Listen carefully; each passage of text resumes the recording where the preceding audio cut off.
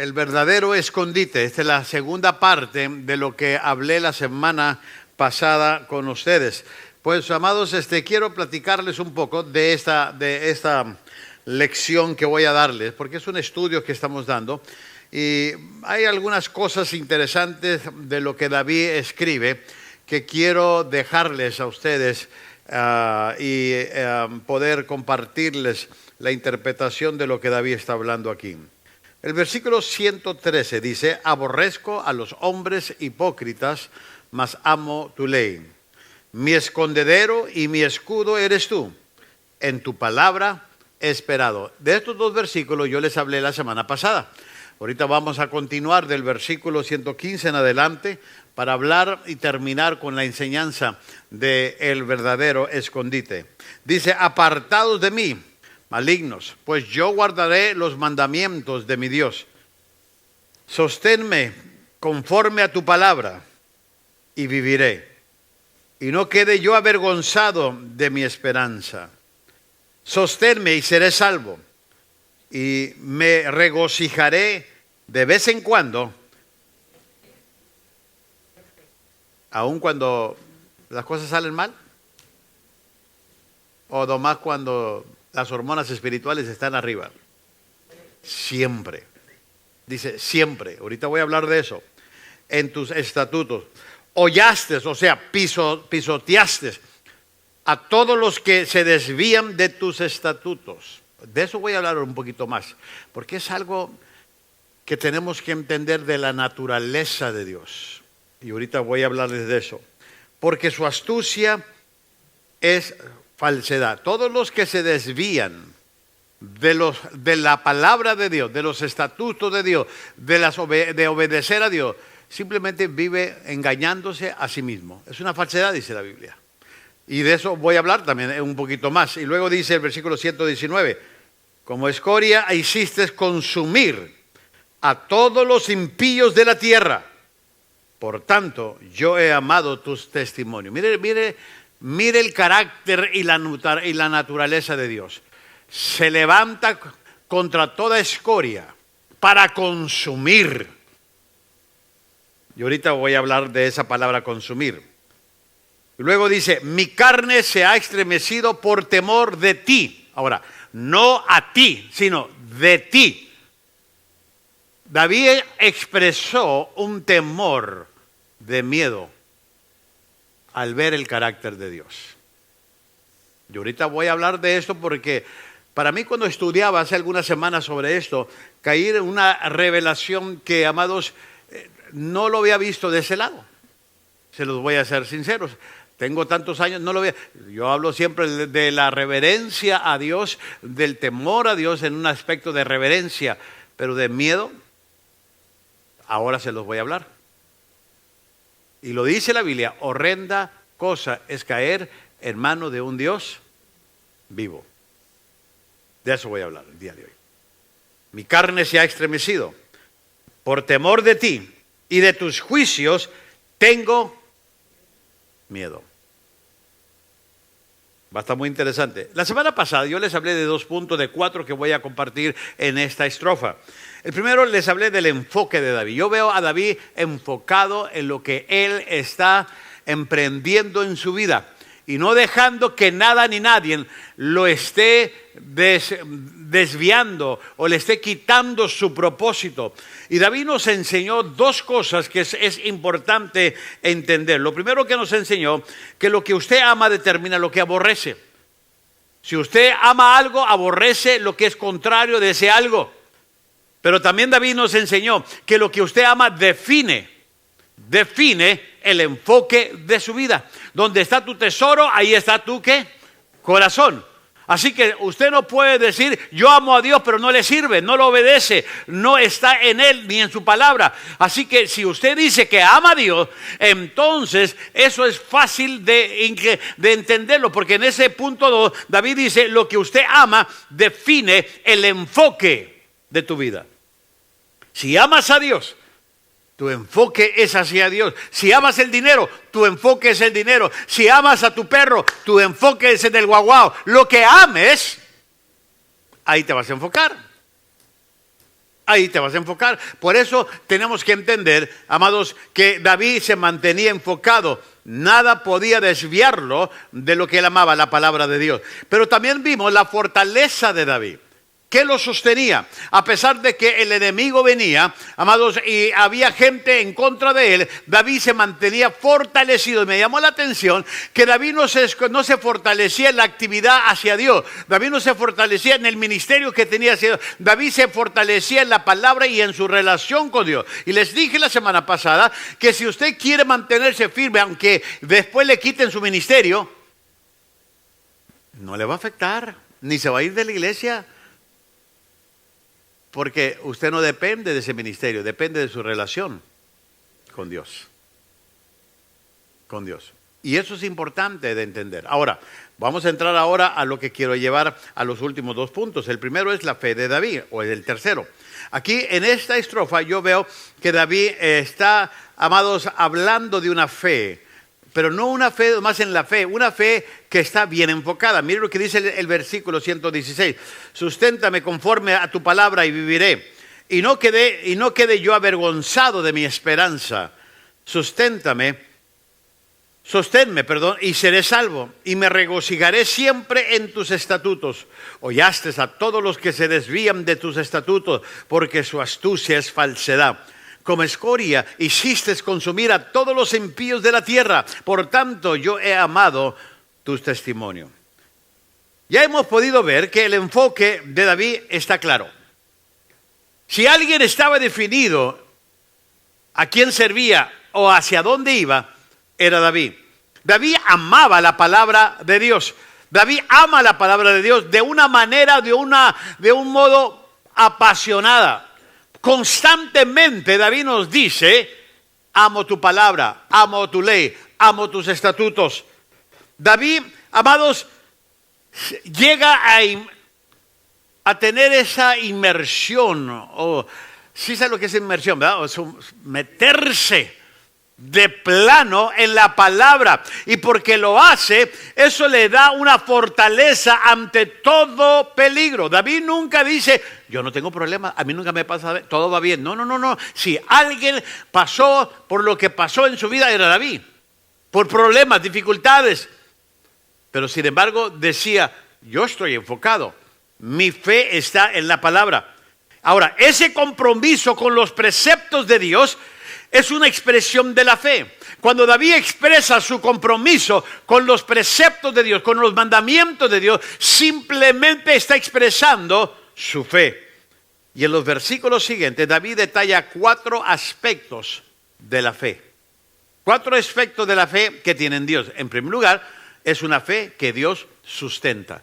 David está confiado, está plenamente confiado de que Dios va a sostenerlo, de que Dios va a ver por él, de que no importa lo que el hombre le pueda hacer o el enemigo pueda causarle. David dice, yo tengo mi escondite bien claro, es mi fe en Dios, que Él me va a sostener. Mira lo que dice el versículo 116, susténtame conforme a tu palabra y ¿qué? Viviré. ¿Verdad que no dice, y me quedará encerrado en mi cuarto, no voy a salir, no le voy a contestar el teléfono a nadie? Porque cuando tú y yo pasamos por una racha de depresión, ¿qué es lo que hacemos? Cuando pasamos por una prueba, ¿qué es lo que hacemos? David dice, no, Dios, susténtame para poder disfrutar la vida, para poder salir y respirar ese aire, para poder hacer lo que tú me has mandado. Y luego dice, y no quede yo avergonzado de mi esperanza. ¿Sabe por qué dice David esto? Porque tú y yo profesamos una esperanza en Dios. Y cuando viene la prueba, ahí está la verdadera razón o el testimonio si en verdad. De otra manera vas a quedar avergonzado de tu esperanza, porque la gente te va a decir, ¿y eso que crees en Dios? Y mira cómo andas con el pico caído. Inclusive andas más con el pico caído que con el pico levantado. Entonces dice David, yo no quiero dar mal testimonio, ni avergonzar, y ni ser avergonzado por la esperanza que tengo. Ahora, el sustentar algo es darle alimento o fuerzas. La palabra susténtame es dar alimento o fuerza. Y la primera vez que aparece esta palabra hebrea en la Biblia se traduce como provisto, proveer o provisto. Y fue cuando Isaac le describe a Esaú lo que le había dado a Jacob. Mire lo que dice aquí Génesis, esa es la primera palabra de sustento. Dice, Isaac respondió y le dijo a Esaú, he aquí, yo le he puesto por señor tuyo y le he dado por siervos a todos sus hermanos. De trigo y de vino lo he ¿qué? O sea, le he dado sustén. Le he dado lo que él necesita. Le he provisto. Ahora, ¿qué pues te haré a ti ahora, hijo mío? Esa es la primera vez en la palabra hebrea que sale esa palabra susténtame, provisto, el proveer. Pero también en el libro de Jueces, el capítulo 16, versículo 29, la misma palabra hebrea aparece ahora describiendo cómo la gran casa en la cual Sansón era prisionera descansaba. La palabra cuando dice en ese versículo que descansaba era sostén, sostenía. Y esa es una palabra griega. Está dando la idea de lo que Jehová hace, como lo hace una muralla, un pilar en tu vida. Y mire lo que dice aquí. Dice, asió luego Sansón las dos columnas de en medio, sobre las cuales descansaba ¿qué? La casa. Y echó sobre su peso, sobre ella, y echó todo su peso sobre ella, y su mano derecha sobre una y su mano izquierda sobre la otra. ¿Qué quiere decir? Subrayé a propósito en los dos versículos que acabo de leerles, la palabra provisto y la palabra descansaba. Esa es la idea cuando David está usando esa palabra en el versículo 116, susténtame, quiero descansar en ti.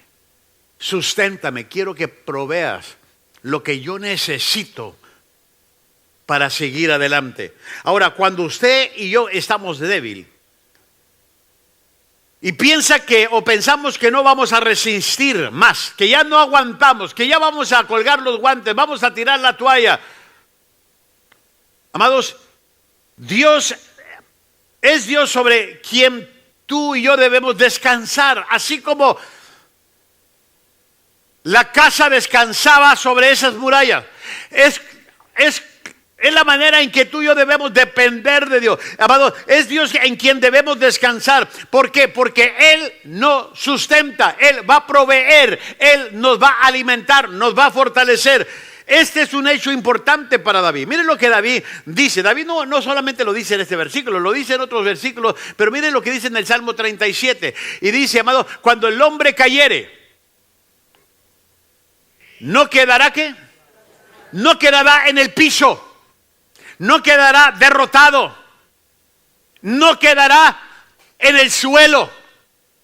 Cuando el hombre que sirve a Dios cayere, no se va a mantener en el piso. Es lo que David está diciendo en este versículo. Y es importante de entenderlo. Dice, porque Jehová, ¿qué dice? Sostiene su mano.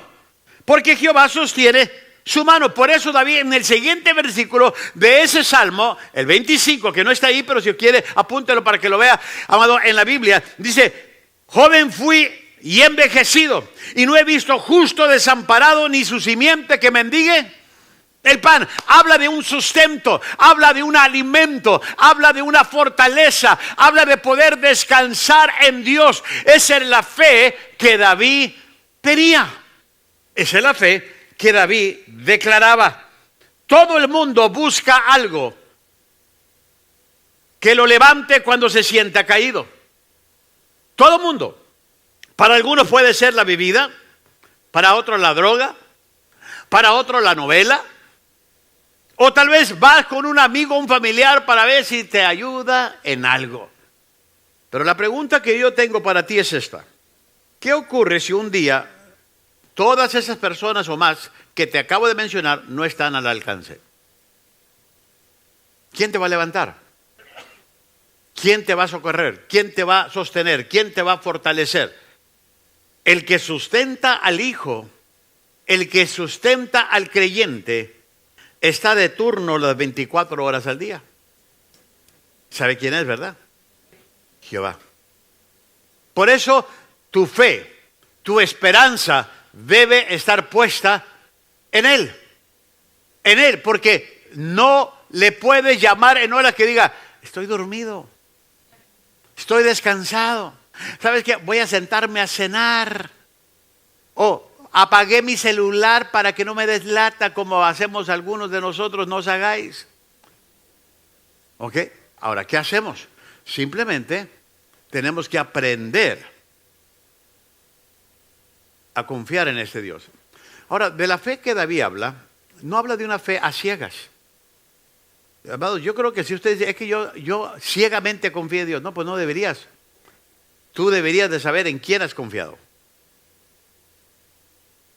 Ahora, claro, la fe, vivimos por fe, no por vista, pero tú tienes que estar convencido en dónde está tu confianza. El motivo por el cual muchos creyentes no experimentan este poder sustentador de Dios en medio de sus pruebas es que no entienden lo que Dios entendió, lo que David entendió. David dijo, yo le pedí a Dios que me sostuviera, me sustentara. ¿Y sabe cómo lo que David entendía? ¿Por qué se atrevía a pedirle eso en el versículo 116? Dice, conforme a tu palabra, porque creo en tu palabra. Tu palabra me dice que me vas a sostener. Tu palabra me dice que me vas a ayudar. O sea, David, su permiso o su carta de autoridad era la palabra misma de Dios. Y muchos cristianos no apelamos a la palabra porque no la entendemos. David le pidió a Dios que lo sustentara conforme a su palabra. Hay multitudes de cristianos que genuinamente han aceptado al Señor, pero nunca han avanzado más allá de tener sentimientos dulces y cálidos, porque no han incursionado en la palabra de Dios. No la estudian, no la leen, no la aplican. Esos sentimientos dulces y cálidos se tornan con el tiempo fríos y duros en el momento de la prueba. Porque si tú no te aprendes la palabra, vives por la palabra, amas la palabra, ¿qué crees que va a pasar en la prueba? No sabes cómo recurrir a la palabra. No vas a saber a cómo recurrir a la palabra. David también entendió otra cosa que muchos pasan por alto. Él sabía que su esperanza era para vivir. Dice, mi esperanza, esa esperanza que tú me das en tu palabra es buena para vivir. Por eso David dice, y viviré, y no quede yo avergonzado de mi esperanza. Que la gente sepa que tú eres una persona de esperanzas, que a pesar de que pasas por pruebas, por dificultades, que tú confiesas a través de la fe que tienes en la palabra, que Dios va a venir en el momento oportuno para socorrerte. Dice, porque dice la Biblia también en otra parte, dice que Dios que nunca ha visto a su pueblo avergonzado. Dios no avergüenza a su pueblo. Mientras tú confías en Él, Dios no avergüenza a su pueblo. Y tú y yo tenemos que tener esa fe, amados, que Dios, una fe que Dios sustenta. Pero también, número 2, es una fe, David tenía una fe que Dios sostiene.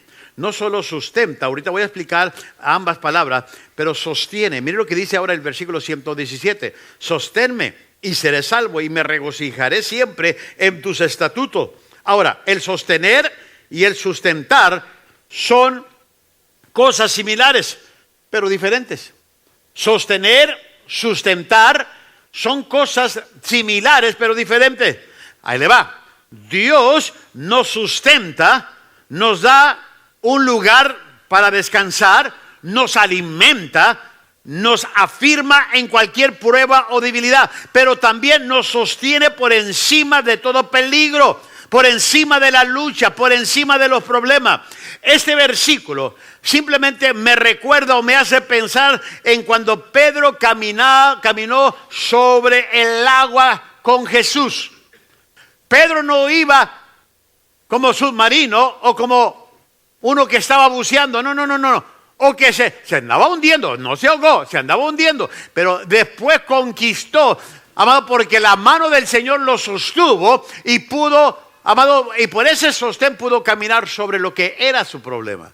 Sostener es darte alimento, descanso para que siga. Amado, el sostener es ayudarte a que camines sobre tus circunstancias.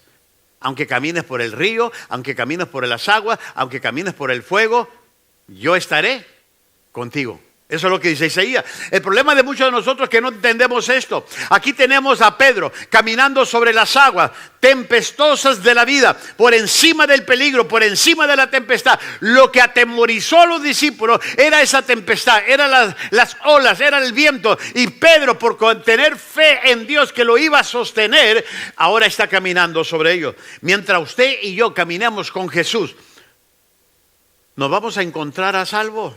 Tú puedes confiar que vas a salir bien de eso.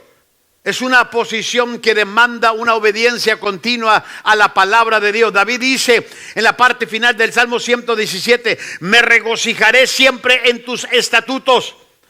Esta es la razón por la cual Pedro eventualmente comenzó a hundirse. ¿Sabe por qué? Porque dejó de mirar a los lados y quitó su gozo y su fortaleza y su fe en el Señor. ¿Sabe por qué hay muchos cristianos apachurrados? Tristes. Porque quitan su mirada del Dios que está sobre todas las circunstancias y se les roba el gozo de su salvación. Y David dice, no, aunque yo pase por el fuego, aunque yo pase por todas las circunstancias, Señor, tú me vas a sostener. Pedro se empezó a hundir. ¿Por qué? Porque él quitó sus ojos del Señor Jesucristo y empezó a prestar atención al viento y a las olas. Y Pedro clamó por la misericordia del Señor y el Señor se la dio. Le extendió su mano. Cuando estamos en una posición de debilidad y necesidad, el Señor comparte nuestra debilidad y necesidad y nos extiende su misericordia para animarnos. Pero Él no nos deja en esa posición. Él quiere darnos poder para darnos la gracia que nos sostiene. ¿Qué le dice Pablo a Timoteo en 2 de Timoteo? No lo tiene ahí, si lo quiere apuntar. En 2 de Timoteo 2:1 dice, tú pues hijos, esfuérzate en la gracia que es en nuestro. Esfuérzate en la gracia, esfuérzate en la gracia. Quiere decir, cuando habla que esforzarse en la gracia, que vas a tener algo de que luchar, una batalla en tu vida. Y la tienes que ganar esforzándote en la gracia. Ahora, ¿está usted sufriendo la sacudida de las olas tempestuosas de la prueba de esta vida? Si usted está sufriendo la sacudida de las olas de esta vida, el lugar seguro es ser sostenido por los brazos de nuestro Dios, quien nos ama. Sin embargo, Dios por su parte espera que usted y yo siempre estemos contentos, que estemos alegres. Amado, por eso es bueno venir a la iglesia. Por eso es, amado, es venir a escuchar los cantos, la alabanza. Ahorita me encantó el canto que Hannah cantó. Lo único que quiero es agradarte. Lo único que... ¿Por qué? Porque la prueba, en todo lo que va pasando, Señor, lo único que quiero es agradarte aún en esta prueba. Quiero salir bien, quiero salir victorioso. Amado, que nada ni nadie le robe el gozo en la palabra de Dios. Porque cuando hay una prueba, a veces lo menos que hacemos es irnos a la Biblia. Porque I'm depressed, pastor. I don't want to, I don't feel. I want to sleep all day, night, day, night, day, night. ¿Y cómo vas a alimentar el alma que está sufriendo por la prueba? Por eso tenemos que tener cuidado. Yo paso momentos de rachas, tú pasas momentos de racha. Una de las cosas que tenemos que hacer, amados, no perder el gozo en la palabra. No perderlo. Porque en el momento que lo pierdas, entonces vas a sentir la soledad con tu problema. Porque no va a estar ahí a tu lado el Señor, aunque lo esté. No le estás pidiendo conforme a su palabra que te sostenga, que te ayude. Gózate en el Señor. Pero hay otra cosa que demuestra la fe de David. Número 3, una fe que Dios quebranta. Ahora, ya estamos llegando a un aspecto muy interesante. Una fe que quebranta. Miren lo que dice el versículo 118. Hollaste a todos los que se desvían de sus estatutos. Hermano, tenga cuidado de no separarse de Dios, porque le va a ir en feria. Hollaste a todos los que se desvían de sus estatutos, porque su astucia es falsedad. Ahora, después de que les compartí sobre una perspectiva muy positiva de fe en que Dios sustenta y sostiene, ahora en este versículo nos estamos encontrando con dos expectativas absolutamente negativas. Mientras David le pide a Dios que lo sostenga, él está seguro de que Dios ha aullado a aquellos que se desvían de los estatutos de Dios. David está diciendo, sosténme, porque yo no quiero ser uno más de aquellos que se separan de tus mandamientos para que después me pisotees. O sea, si ya tengo con mis enemigos que me están atacando, Señor, no quiero broncas contigo. Manténme en la ruta. Manténme en tu palabra. Ahora, ¿qué destino más terrible para la gente incrédula, para aquel que se desvía del Señor? Es un destino terrible, el ser hollado por el mismo Dios. La palabra hollar es pisotear. Pisotear. Ahora, ahí voy a hablar ahora del carácter de Dios. Voy a empezar a hablar de algo que muchas veces no queremos abrazar sobre Dios. Dios pisotea, ahí le va, la desobediencia. Este es un tema difícil, pero poderoso en las Escrituras. Dios siempre que tú y yo somos desobedientes, Dios detesta la desobediencia y no quiere nada con él. Y si yo camino en desobediencia, ¿qué me hace pensar que no me va a pisotear a mí? Miren lo que pasó con el mismo pueblo de Israel. Israel era la viña de Dios, pero por su desobediencia hizo que fuera aullada. Isaías 5:5. Miren lo que dice. Voy a decirles lo que haré con mi viña, hablando de Israel. Le quitaré su cerco y será destruida. Derribaré su muro y será. Ahora, esto no es una crueldad por parte de Dios. No lo vea como una crueldad, como un Dios malo. No, sino sencillamente Dios honrando su palabra. Porque Dios ha dicho, si me obedeces, te va bien. Si me desobedeces, atente a las consecuencias. Inclusive, Dios dice que el hombre rebelde y no arrepentido segará exactamente lo que ha sembrado. ¿Por qué hemos de esperar la misericordia de Dios cuando andamos en desobediencia? Dios busca la manera para poder alcanzarnos, pero amados, si tú y yo mantenemos nuestra vida en la obediencia, entonces no culpes a Dios por haber actuado conforme a su naturaleza. No lo culpes. Dios dice, te voy a bendecir si eres obediente, pero si eres desobediente, te voy a pisotear, porque yo pisoteo todo aquello que no me agrada. Todo aquello. Ahora, tal vez usted me está diciendo, pastor, ¿usted me está diciendo que Dios es malo? No, Dios es bueno, pero Dios es recto, es justo. Ese es su carácter. Ese es su carácter. Ahora, observe que David define quiénes están sujetos al juicio de Dios. ¿Sabe quiénes están sujetos al juicio de Dios aún en esta vida? Todos aquellos que se desvían de sus estatutos. Si usted no está desviado de los estatutos de Dios, el juicio no es para usted. Pero si yo en rebeldía me pongo en contra de Dios y no le hago caso a la palabra, o en ciertas áreas no le hago caso, en esas áreas viene el juicio de Dios. Porque si yo, bueno, un ejemplo, si yo vengo a la iglesia, estoy en el ministerio, Dios me va a honrar, pero si soy yo desobediente, por ejemplo, y no quiero dar el diezmo, ahí viene el juicio, porque ahí viene una parte de Dios. Yo no te puedo bendecir en esta área. Porque recuerde lo que les dije el domingo, todo va por semillas. Todo va por semillas. El juicio de Dios está para aquellos que están desobedeciendo, desviándose de los estatutos de Dios. La condenación de la humanidad, escuche bien, la condenación de la humanidad no radica en que el hombre no tenga una religión correcta. Dios no discrimina en contra de ninguna religión en particular.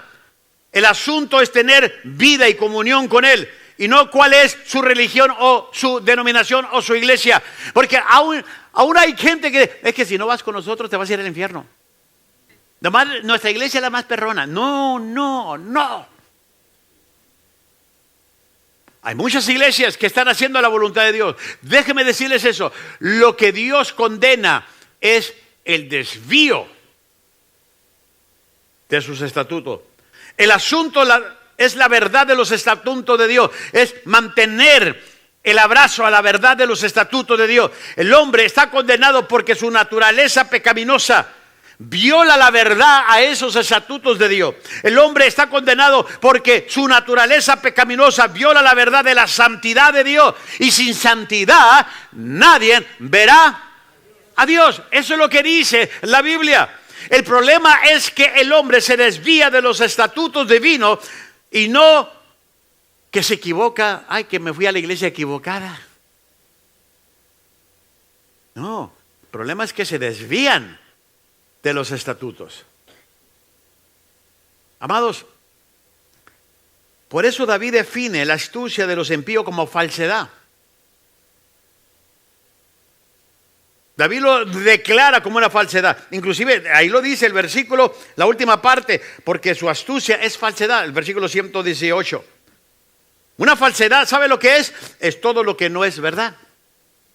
El no practicar ni amar la verdad de Dios. Jesucristo mismo ya lo dejó claro en Juan 14. Yo soy el camino, la verdad y la vida. ¿Qué es? Él es el camino, Él es la verdad y Él es la vida. Todo lo contrario a eso no va con Él.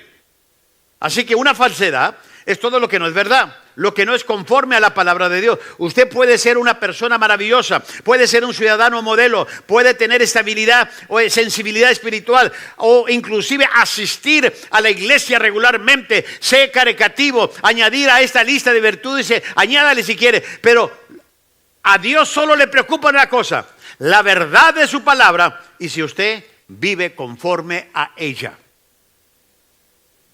A Dios le preocupa más la verdad de su palabra y si tú y yo estamos viviendo conforme a ella. Inclusive, a Dios no le preocupa si vienes a la iglesia y te sientas en mero enfrente, o a mediados, o te brincas el lazo. Ouch. Porque todavía tengo algunos chivitos que se brincan el lazo. Las ovejas hacen caso, se vienen hasta acá enfrente. Okay. Los únicos que brincan cerca son chivos, ¿verdad, Oscar? Y esos sirven para birria, ¿verdad?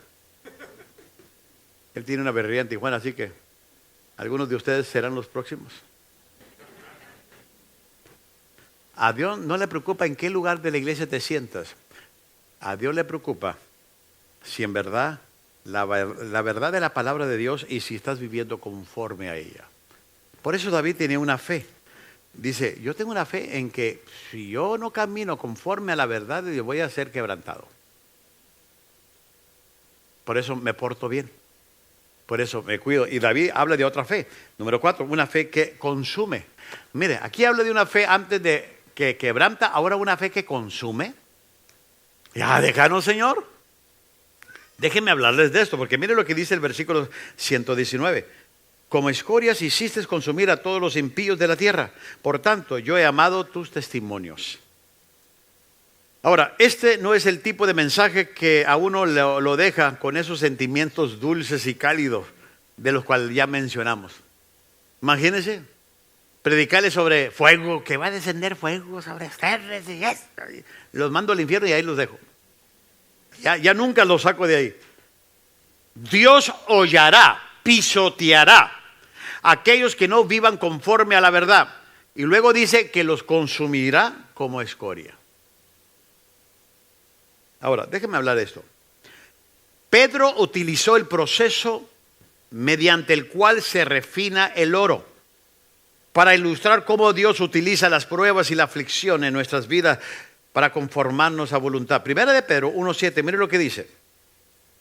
Para que sometida a prueba vuestra fe, mucho más preciosa que el oro, el cual, aunque perecedero, se prueba con fuego, sea hallada en alabanza, que la fe, en gloria y honra, cuando sea manifestado Jesús. O sea que así como el oro pasa por el fuego, tu vida y la mía pasa por el fuego. Déjame explicarte esto. durante el proceso de refinamiento del oro, el oro se calienta hasta llevarlo a su estado líquido para quemar las impurezas. Cuando dicen es oro puro, es que pasó por un proceso de temperatura, de fuego, que estaba siendo consumido hasta que llegó a ser líquido. Lo que pasó con la intensidad del fuego, quemó las impurezas, toda la escoria. Por eso a veces Dios nos pasa por el fuego, amado, no es que nos quiera consumir, quiere consumir lo que nos está estorbando. ¿No ha pasado que usted a veces compra un anillo y le dijeron oro puro y lo compró en el callejón?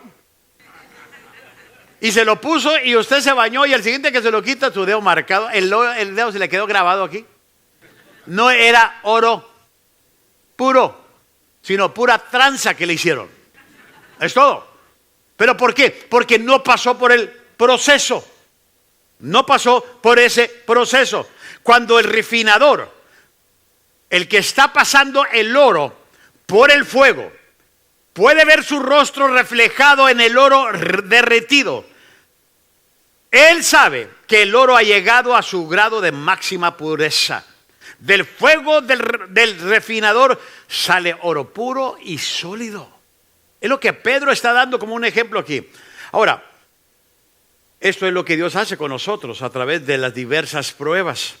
Cuando su imagen se ve reflejada en nuestras vidas de manera clara y consistente, Dios sabe que el proceso de refinamiento ha logrado su objetivo.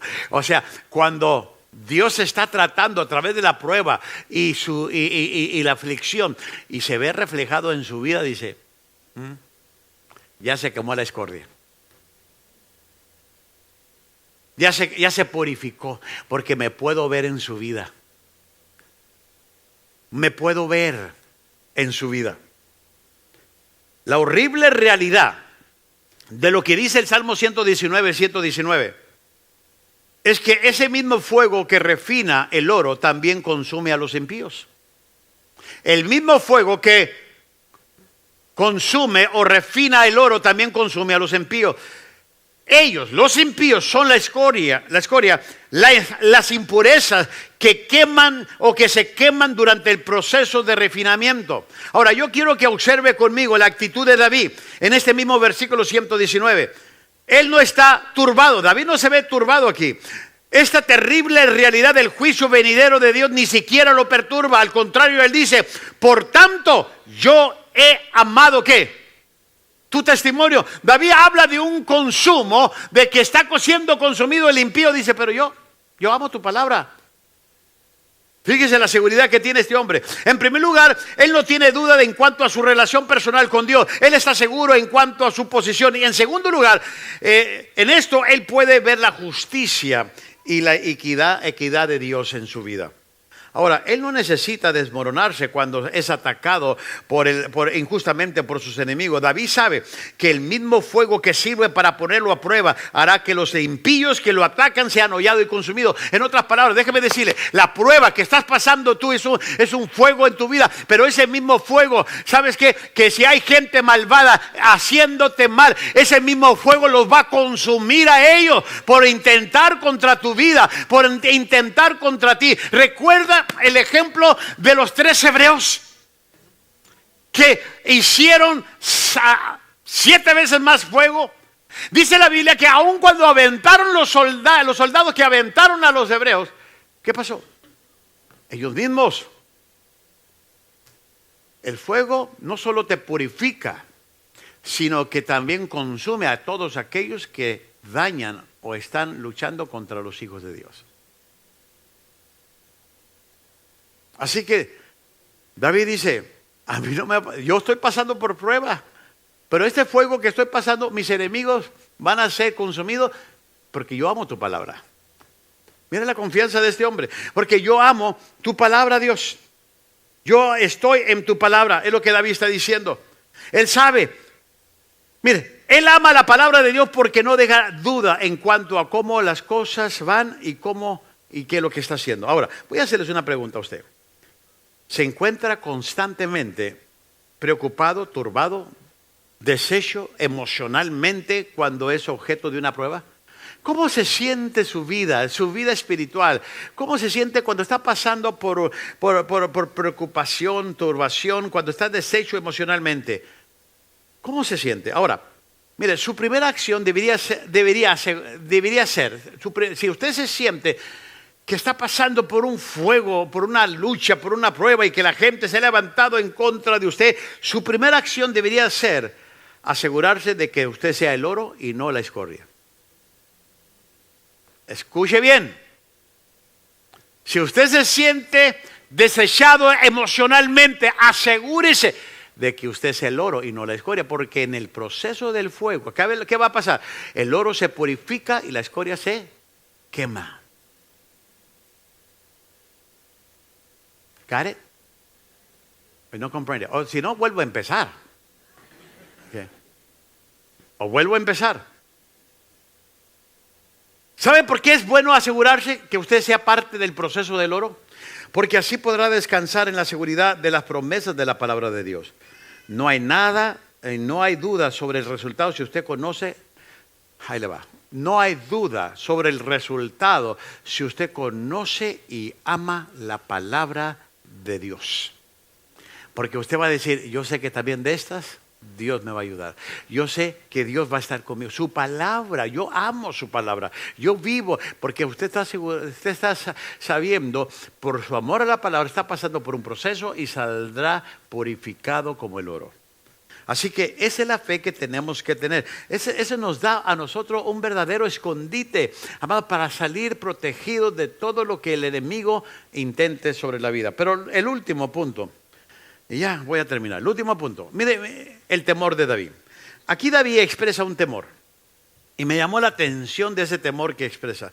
Mire el versículo 120. Mi carne se ha estremecido por temor de ti. Fíjese lo que dice este versículo. Por eso es bueno leer la Biblia constante, porque siempre te van a resaltar. No dice, mi carne se ha estremecido por temor a ti. A ti, no, de ti. O sea, de ti puede venir algo.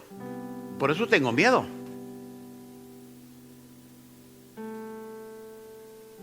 De tus juicios tengo miedo. David aprendió a no tener temor de sus enemigos. Escuche bien lo que les voy a decir.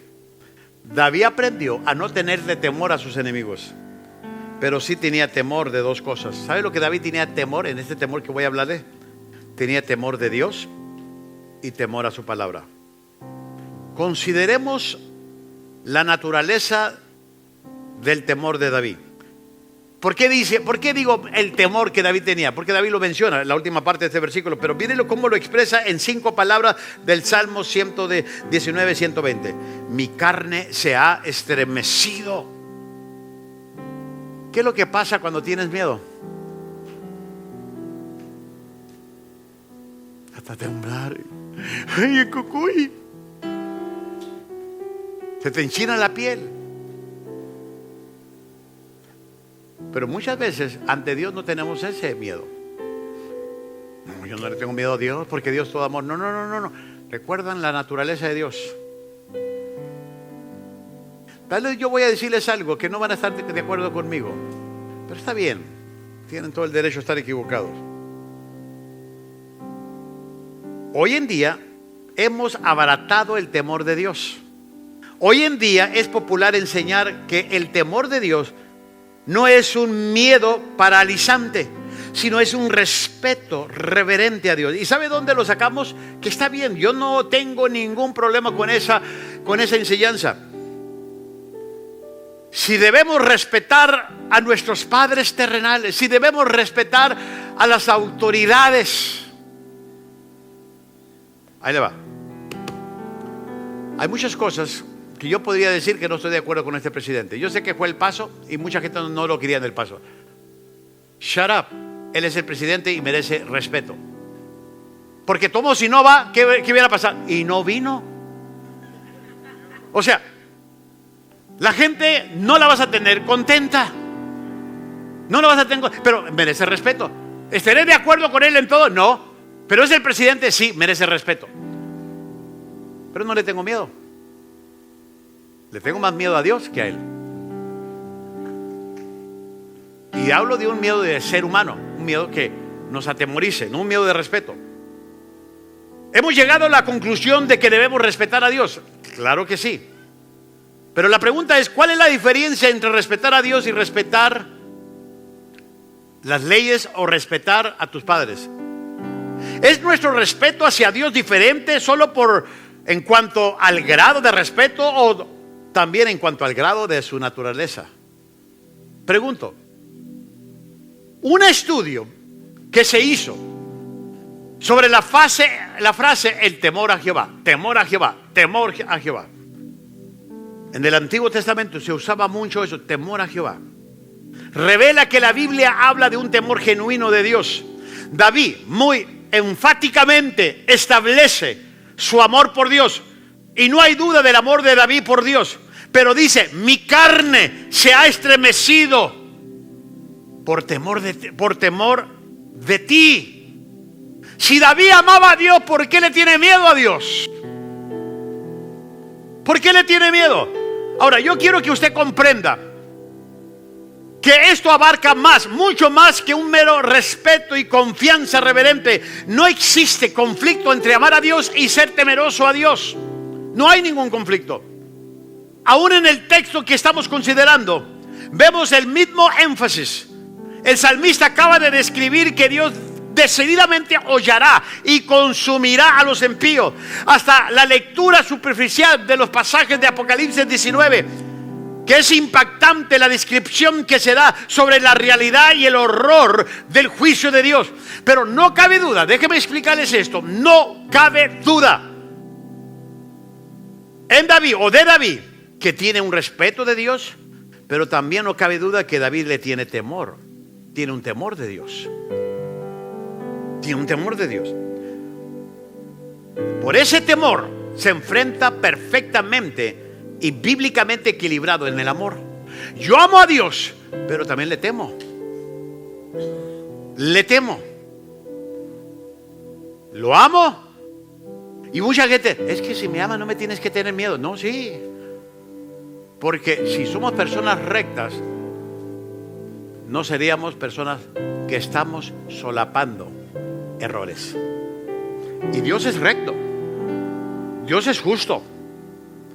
Y Dios, así como promete bendecir y amarnos incondicionalmente, dice, pero si haces mal, hay consecuencias.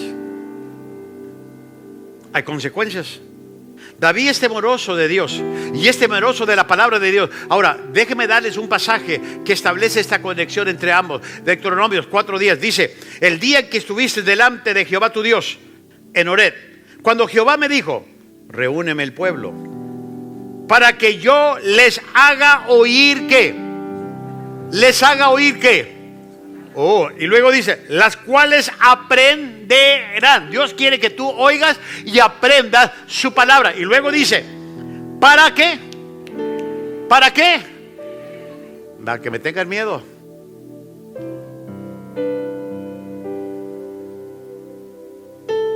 Para temerme. Esa es la palabra que usted usa, que me tengan miedo. Porque ya sobre aviso no hay engaño. Para que me tengan miedo. Porque, ahí le va. Cuando Dios les dio a Israel la tierra prometida y no quisieron entrar y se arrepintieron, ¿por qué? No. Que yo no estoy jugando con ustedes, dice Dios. ¿No quieren entrar? Vámonos. No, pues ahora sí. No. Vámonos, chiquitos, vámonos a caminar. Dios en su naturaleza tuvo que ejercitar ese castigo. Porque no le creyeron. Porque no lo obedecieron. Ahora tú dices, pastor, pero ya no estamos en esos tiempos. Claro que sí. Si no quiere experimentarlo, obedezca a Dios. Si quiere, desobedezca. Para todo hay consecuencias en esta vida. Ahora, es algo interesante lo que voy a decir aquí.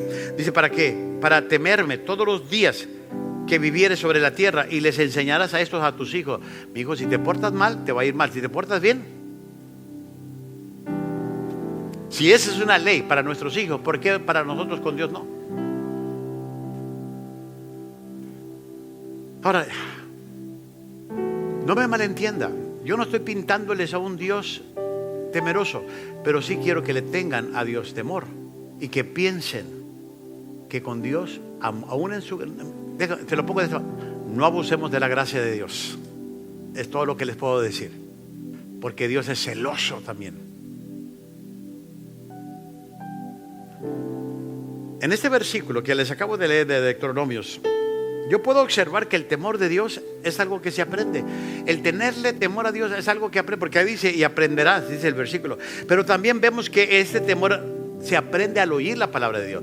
¿Sabe por qué la gente llega a temerle a Dios? Y no le quiero fallar a Dios, y no quiero que Dios se enoje conmigo. Porque estás entendiendo la palabra, estás oyéndola. Y entre más la oigas, más temor le va a tener. No, yo quiero andar en la rectitud de su palabra. La verdad, este mensaje era para los que no vinieron, no para ustedes. A los que no vinieron.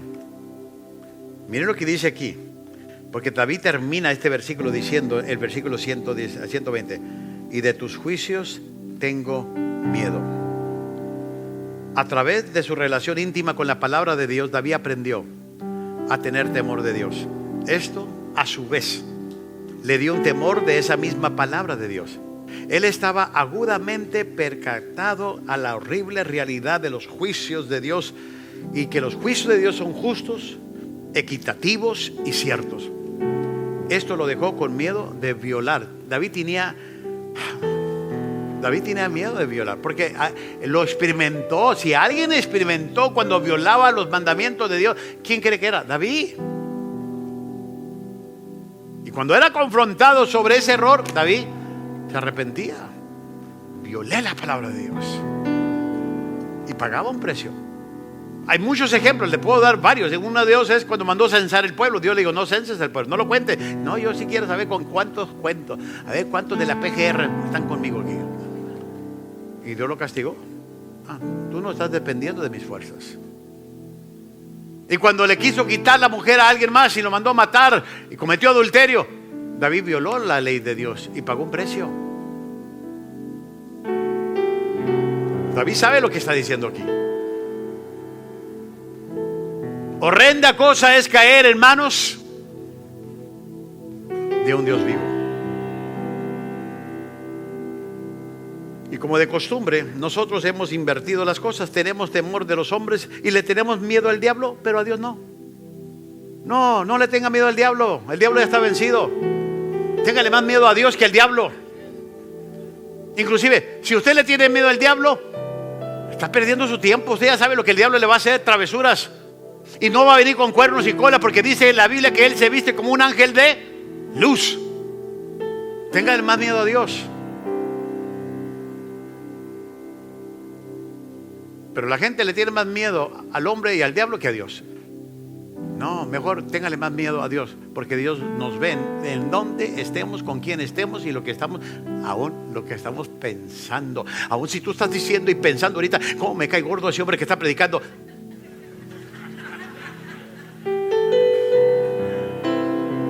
Dios ya lo vio. Inclusive yo puedo pedirle, Señor, manda un rayo ahorita. Pero como no está lloviendo nada, no lo va a hacer, me va a hacer caso. Están a salvos. Voy a hacerles una pregunta, ya voy a terminar. Ya prepárese el grupo de alabanza. ¿Cuál es su relación con Dios? ¿Realmente teme a Dios?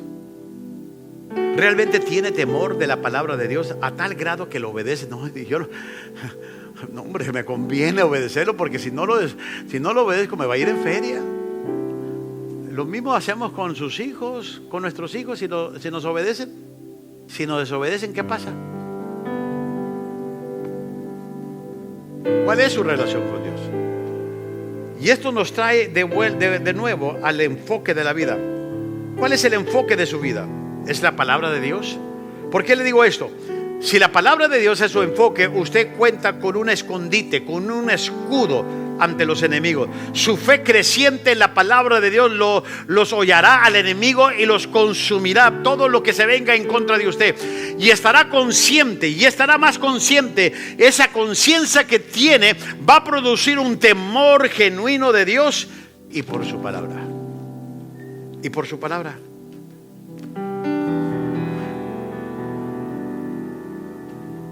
Todos somos humanos y todos vamos a pasar por unas tentaciones, por problemas. Y por cierto, no vea tentaciones más sexualmente. De eso voy a hablar del retiro de los hombres, porque estamos acostumbrados más a ver, ninguna tentación ha llegado. No. Pensamos que nomás es sexual. No, hay muchas maneras de ser tentados. Pero ahí le va. Aunque me digan gallina o collón, prefiero que me digan collón, porque le tengo más miedo a Dios que a ustedes. Y prefiero que le digan a usted, corrió, que no, siga. Sí, soy macho, pero delante de ti le corro porque le tengo más temor a Dios. Aunque le digan chicken little, what you gonna do, chicken little. No, esa no, esa es la versión de Abel Edesma. Okay. ¿Por qué? Porque Dios sí me va a pedir a cuentas. El hombre más me critica, si le olvida y sigue adelante buscándome otro defecto. Mejor témale a Dios, es su mejor escondite. Ame la palabra, témale a Dios y tenga una fe en la palabra. ¿Aprendió algo el día de hoy? Gloria a Dios. Póngase de pie.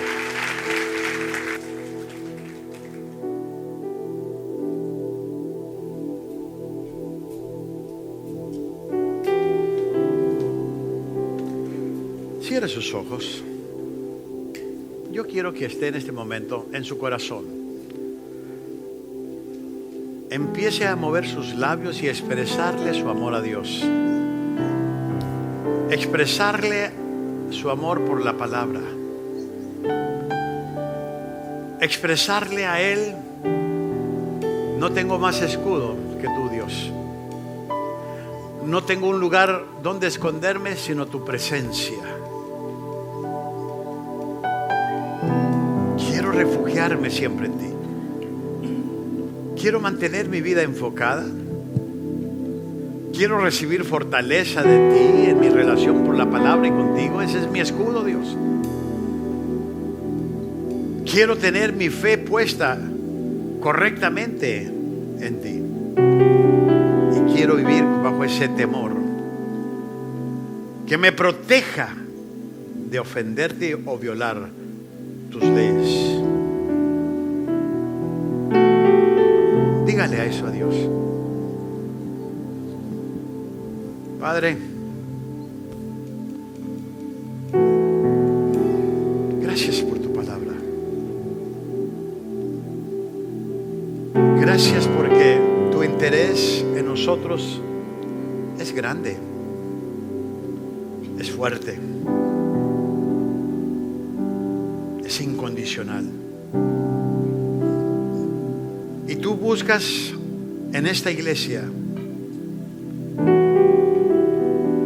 a hombres y mujeres conforme a tu corazón. Que aprendamos que en tu palabra, en tu presencia, en el amor que le tenemos a ella y a tu presencia, está nuestro escondite y nuestro escudo. Te amamos, Dios, y ayúdanos a crecer en ese amor.